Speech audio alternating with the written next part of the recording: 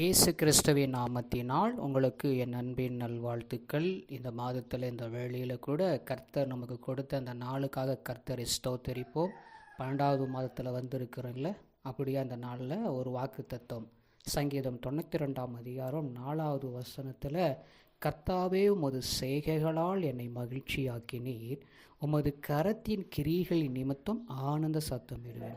அப்படியா அழகான ஒரு வார்த்தையில் அவருடைய செய்கைகளால் நம்ம மகிழ்ச்சியாக இருக்கணும், அவருடைய கரத்தின் கிரிகளின் நிமித்தமாக நம்ம ஆனந்த சத்தமிடணும். அப்படியாய் கர்த்தர் இந்த நாளில் இந்த வேளையில் இந்த மாதத்தில் கூட நமக்கு தேவைகள் இருந்தாலும் அது மகிழ்ச்சியாக வைக்க போகிறார். இந்த மாதத்தில் ஆண்டவருடைய பிறப்பு அநேகருக்கு நம்ம அறிவித்து அவருடைய செய்கைகளால் நம்ம மகிழ்ச்சியாக வைக்கிறது மாத்திரமில்லை, அவருடைய கரத்தின் கிரியைகளெல்லாம் நம்ம ஆனந்த சத்தமிடுவோம். கர்த்தர் நம்மளை ஆசீர்வதிப்பது நிச்சயம்.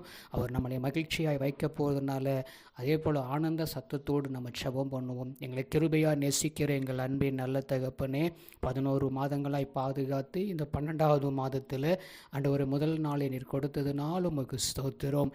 எங்களை மகிழ்ச்சியாய் வைத்தது மாத்திரமில்லை, உமது கரத்தின் கிரிகளின் நிமித்தம் நான் ஆனந்த சத்தமிடுவேன் என்ற வார்த்தையின்படி அப்படியா என் கர்த்தர் இந்த நாள் முழுவதும் நடத்தி எங்களை பாதுகாக்க போகிறதுனால உம்மை நன்றியோடு ஸ்தோத்திரம். நாங்கள் ஆரம்பித்து வைத்திருக்கிற அடியடித்து வைத்திருக்கிற இந்த மாதத்தை கூட என் கர்த்தர் திருப்தியாய் நடத்த போகிறதுனால ஸ்தோத்திரம்.